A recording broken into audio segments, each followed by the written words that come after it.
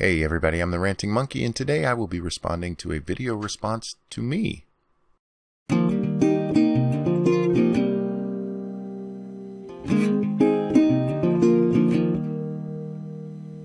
Before we go any further, let's take a trip back in time. Might not be my way of looking at the world, but it's consistent with what he said. But apparently no. He's not for states' rights, because when it comes to like red states, yeah, he's in favor of states' rights. But when it comes to blue states, he's federalist through and through. This is evidenced by Press Secretary Sean Spicer's recent comments on recreational marijuana. There is no inconsistency here. Yes, Sean Spicer's a fucking idiot, and what he said is probably going to piss off a lot of people who are for recreational marijuana. The problem is there are federal laws against marijuana use. TJ goes on to tell us in this video that he moved to his state because of their marijuana laws. He wanted to be where it was legal. But it still wasn't legal. It was only legal on a state level. The federal laws were never changed. The Obama administration just made the choice not to enforce the law, and that is a horrible thing. Our presidents take an oath to uphold the law. This is a problem with our country right now. Presidents picking and choosing when they're going to enforce laws. That is not how we should do things. What we should be doing is passing new laws to fix the ones we don't like. Instead, Congress completely abandons its responsibilities to make laws by giving power to groups like the FDA, the FCC, the FEC. All of these things should be handled by Congress, and they pass that off so they don't have to be responsible. I absolutely believe marijuana use should be a state issue, but right now it simply is not. What Sean Spicer was saying is that the Justice Department is going to enforce federal law. That's not an inconsistency. If Donald Trump came out and said he doesn't believe marijuana is a state right issue, then you would have an inconsistency. But what we need here is new laws. We don't need to just go, oh, that law isn't something we like, we won't enforce it. Because when we do that, eventually somebody gets into office who goes, you know what, I am going to enforce this law. It is a bullshit way of doing business. It is a bullshit way of running government. We need a president who follows the law, and we need laws that we actually like. Until we do that, I'm sorry, marijuana is absolutely illegal, even if it's legal in your state. You may remember that from my video, The Amazing Atheist is Right, but Wrong. In his original video, TJ was upset that Sean Spicer said Jeff Sessions' Justice Department would probably be taking a look at cracking down on recreational marijuana use. In the video, I point out, as upset as he is, the fact of the matter remains, the United States has a federal law against recreational marijuana use. In that video, I did point out that I am for the legalization of marijuana, and I want to clarify that. I am not just for the decriminalization, I am for actual legalization. But somebody did have a problem with my response.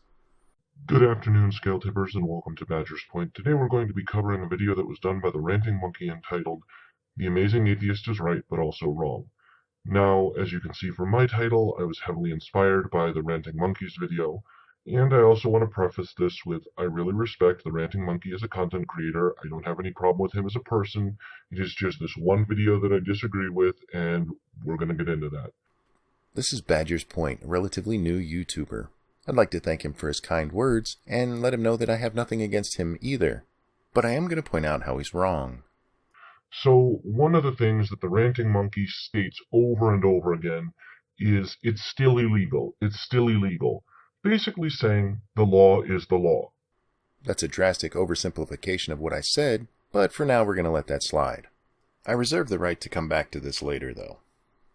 Okay, and that we have to enforce the laws that are on the books. We don't like it, change it. The problem with that is basically trying to claim orders are orders. And we already saw that this is garbage. No, it's not like saying orders are orders. It's like saying the law is the law. It's an appeal to authority that is not in any way a good way to back your argument. As a matter of fact, we have seen that orders are orders is garbage as far back as the year 1474 with the trial of Knight Peter von Hagenbach. Yeah, I'm going to stop you right there because I really don't give a shit about Peter.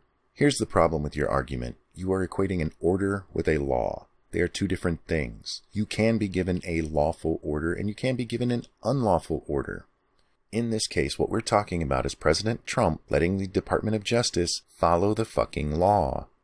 This isn't a case of somebody being told to do something that's illegal. You don't have to make a defense of orders or orders. That's entirely irrelevant here. What is relevant is that we have laws in place against marijuana use on the federal level. The executive branch of government has a responsibility to uphold the laws of the land. If the president has a problem with the laws, he needs to go to Congress and say, I want this changed. What he absolutely shouldn't do is what Obama did. Just pick and choose when to follow the law. We'll get back to that here in a minute. Okay, so to sit there and argue that we have to enforce the laws, okay, Ranting Monkey, let's try this little mental exercise. It's World War II. They have issued the order that all Japanese citizens of the United States of America must go to internment camps. Are you going to rat out your neighbors? You going to turn them in if they don't go? Because if you say yes, I doubt your morals. If you say no, you're a hypocrite. Yes, this is a gotcha moment, and it's a douchebag move, I know, but it serves the purpose of my point. I see what you were going for there, but it's really not what you think it is. First of all, I never said TJ should stop smoking marijuana. Or to use your example, I never said TJ should turn in his Japanese neighbors. Now, if you had asked, do I think Donald Trump should enforce a law like that, and then I said no, then you would have me in a gotcha. As president, he would still be obligated to follow that law.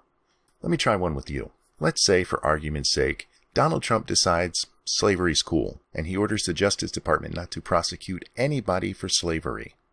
Is that okay? Should he be allowed to ignore all the laws against slavery because of his personal preference? Somehow I don't think you're going to come back with me, well, sometimes the laws should be ignored. When you're going for that gotcha moment, make sure that your analogy lines up properly. Which is the law is not an excuse for crap. The law is the law was an excuse to return slaves to masters, was an excuse for everything that happened under Hitler's regime, most things that happened under Mao Zedong, most things that happened under Stalin, most things that happened under Pol Pot. The law is the pettiest form of justification used by every tyrant throughout history. It's also used to put every rapist, murderer, and thief in jail throughout history. You're picking out all these bad things about when laws are misused, but you're talking about smoking pot here. We're not talking about killing people because they have the wrong opinion. We're not talking about throwing people into re-education camps or internment camps. We're talking about smoking fucking pot. You're being a little bit overdramatic about it. It has a high likelihood of leading to other things being put on the books using the exact same justification. I skipped ahead a bit. You can watch the video. It'll be linked below. I'm curious what you think is going to happen. This isn't a new law being put on the books. It's following the fucking law that's already on the books. This is absolutely within the federal government's domain based on current case law. You can stand against it all you want, and I actually recommended contacting your congresspeople because that's how you get laws changed. Rioting in the streets, which is what TJ basically was saying, sure, he might have been being hyperbolic about it, but that's what he advocated. That doesn't change a fucking thing. All that does is cause people to look at you and go, yeah, maybe we shouldn't let them have drugs. Look what happens to them when we take it away. For example, New York tried to ban sugary soft drinks over a certain size. I don't know if that even still stands, but it might.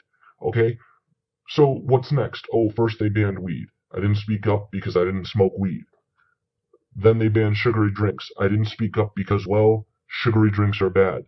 Then they were telling you what you could feed your kids. Or then they were telling you you had to wear a Fitbit for government-mandated exercise time. How far will we let it go? Dude, you're having the wrong fucking argument. I am not suggesting making weed illegal. I am suggesting that the President of the United States has the fucking job of upholding the laws of the land. What you're suggesting is giving the President the power to decide when and where he will enforce laws. You've bitched and moaned about how Hitler did this and Pol Pot did that. You know why they were able to do that? Because their power was unchecked. We have a very simple system that keeps any one man from getting too much power. The very thing you are advocating here. You are the one advocating giving somebody so much control that they alone get to decide law. That is a very, very bad idea. And you sit there and you complain about oh, protests are bad, okay? Just write your congressman. Plessy versus Ferguson did not get repealed by writing congressman. Well, not just by writing congressman. Slavery laws did not get repealed by writing our congressmen. Okay? Hitler's laws didn't get repealed by writing the German government. No. My, aren't we a little dramatic? You want to know when writing your congressman can help? Look up the Rohrabacher-Farr Amendment. It's not ending slavery or stopping the Nazis. It just happens to be when medical marijuana was made basically legal on the federal level.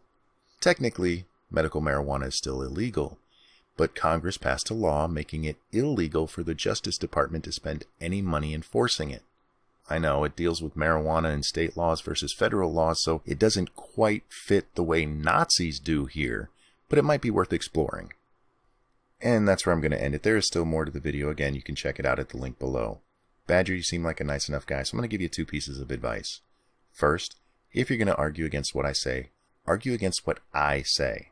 Second, if you're going to make analogies, make sure they fit. I wish you all the best with your YouTube channel. Don't forget, if you want to support this channel, there's a Patreon link below. You can also pick up one of the new My Life Makes Me Sad shirts from my store. Thank you guys so much for watching. I'm the Ranting Monkey, and I will see you next time. Should we enforce the insane blue laws that are on the books? Like, it's illegal to wear slippers at night? Your life makes me sad.